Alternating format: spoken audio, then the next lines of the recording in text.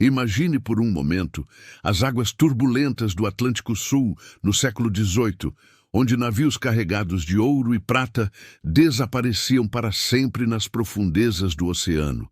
Entre essas embarcações perdidas, uma história permanece envolta em mistério e fascinação.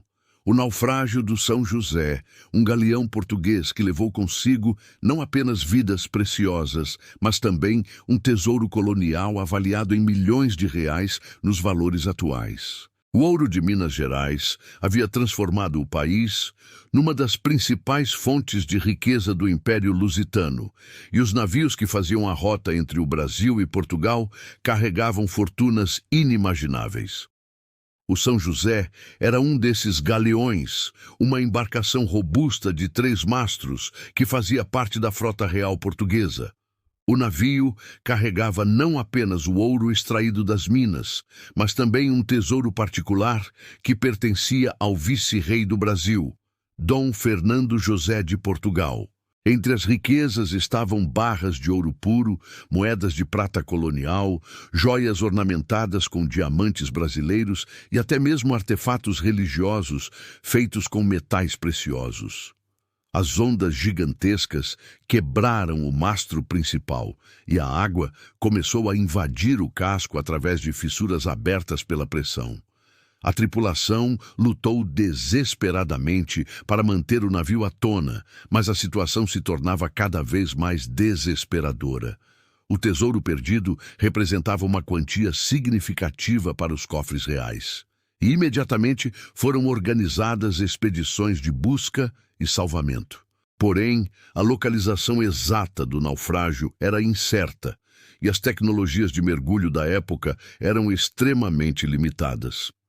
Ao longo dos séculos seguintes, a história do navio perdido se tornou uma lenda que inspirou inúmeras expedições de caça ao tesouro.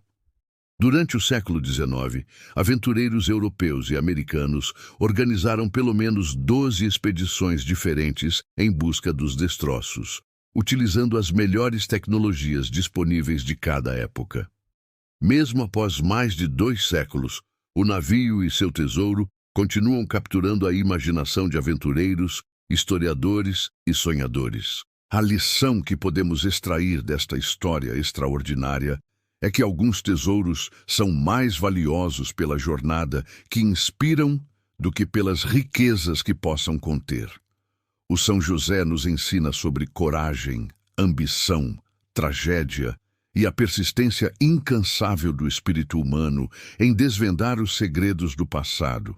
Talvez o verdadeiro tesouro não esteja nas barras de ouro perdidas nas profundezas do oceano, mas sim nas histórias que continuamos a contar e nas aventuras que ainda estão por vir. Se esta história do São José despertou sua curiosidade sobre os mistérios dos mares brasileiros, não esqueça de se inscrever no canal, deixar seu like e compartilhar este vídeo com outros amantes de histórias fascinantes. Nos comentários, conte-nos. Você acredita que o tesouro do São José ainda pode ser encontrado? Ou prefere acreditar que alguns mistérios devem permanecer para sempre nas profundezas do oceano? Em 1887, o explorador francês Henri Dubois afirmou ter encontrado pedaços de madeira e canhões que pertenceriam ao São José, mas suas descobertas nunca foram cientificamente confirmadas. No século XX, com o avanço da tecnologia submarina, as buscas se intensificaram. Em 1963, mergulhadores brasileiros encontraram o que acreditavam ser os destroços do galeão a uma profundidade de 60 metros, mas análises posteriores revelaram que se tratava de outro navio português do mesmo período. A busca mais ambiciosa foi realizada em 1998, quando uma equipe internacional de arqueólogos marinhos, utilizando sonares de última geração e submersíveis robotizados, vasculhou uma área de 1.000 km² no Atlântico Sul. Embora tenham descoberto vários destroços interessantes, incluindo 2 navios espanhóis do século XVII, o São José permaneceu elusivo. Esta expedição, no entanto, revelou informações fascinantes sobre o comércio marítimo colonial e a vida a bordo dos galeões da época. Os artefatos recuperados incluíam utensílios de cozinha, instrumentos de navegação, armas e até mesmo dados pessoais que ofereceram uma visão íntima da vida dos marinheiros coloniais. O mistério do São José também influenciou a literatura e o cinema, inspirando romances de aventura e filmes sobre caça ao tesouro. Sua história se tornou parte do folclore marítimo brasileiro, sendo contada de geração em geração por pescadores e habitantes das comunidades costeiras. Os sobreviventes foram extensivamente interrogados sobre a posição do navio no momento do naufrágio, mas suas declarações eram contraditórias e imprecisas. Alguns afirmavam que o São José havia afundado em águas rasas, próximo a um atol de coral, enquanto outros juravam que a embarcação havia descido às profundezas abissais do oceano. Esta incerteza gerou várias teorias sobre o verdadeiro paradeiro do tesouro. Uma das versões mais populares sugeria que o capitão Silva havia conseguido esconder parte do ouro em uma ilha deserta antes do naufrágio final, criando um mapa do tesouro que teria sido passado secretamente para sua família em Portugal. Outra teoria, defendida por alguns historiadores, propunha que o São José não havia realmente naufragado, mas sim sido capturado por piratas que forjaram a história da tempestade para encobrir o roubo. Essa versão ganhava credibilidade pelo fato de que alguns dos supostos destroços nunca foram encontrados, e certos detalhes dos relatos dos sobreviventes não coincidiam com os registros meteorológicos da época.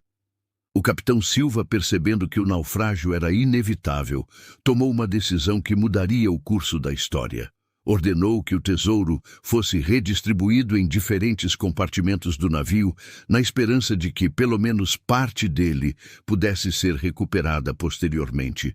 Os marinheiros trabalharam freneticamente, mesmo com água até os joelhos, transferindo barras de ouro e sacos de moedas para locais mais protegidos da embarcação.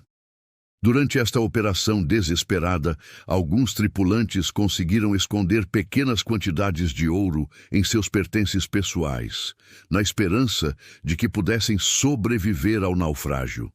O São José finalmente sucumbiu às ondas em 16 de março de 1802, aproximadamente 300 quilômetros da costa angolana. Dos 120 homens a bordo, apenas 17 conseguiram sobreviver, agarrando-se a destroços e sendo posteriormente resgatados por um navio mercante holandês que passava pela região. O valor total da carga era equivalente a aproximadamente 50 milhões de reais nos dias atuais. Durante os primeiros dias de viagem, tudo correu conforme o planejado. O tempo estava favorável, os ventos sopravam na direção certa e a tripulação mantinha o moral elevado. Porém, quando o São José se aproximou da costa africana, uma tempestade tropical de proporções catastróficas se formou no horizonte. Os marinheiros, experientes em navegação oceânica, perceberam imediatamente que esta não seria uma tormenta comum. As ondas começaram a crescer de forma assustadora, atingindo alturas de mais de 15 metros. O vento uivava com força sobrenatural e o céu escureceu completamente, mesmo sendo meio-dia. O capitão Silva ordenou que toda a tripulação se preparasse para enfrentar o que poderia ser a tempestade de suas vidas. Construído nos estaleiros de Lisboa, o navio media cerca de 40 metros de comprimento e podia transportar até 200 toneladas de carga. Sua tripulação era composta por marinheiros experientes, soldados da Guarda Real e passageiros ilustres da alta sociedade colonial. O capitão Joaquim Pereira da Silva, um veterano com mais de 20 anos navegando entre Brasil e Portugal, comandava a embarcação com mão firme e conhecimento profundo dos perigosos mares do Atlântico.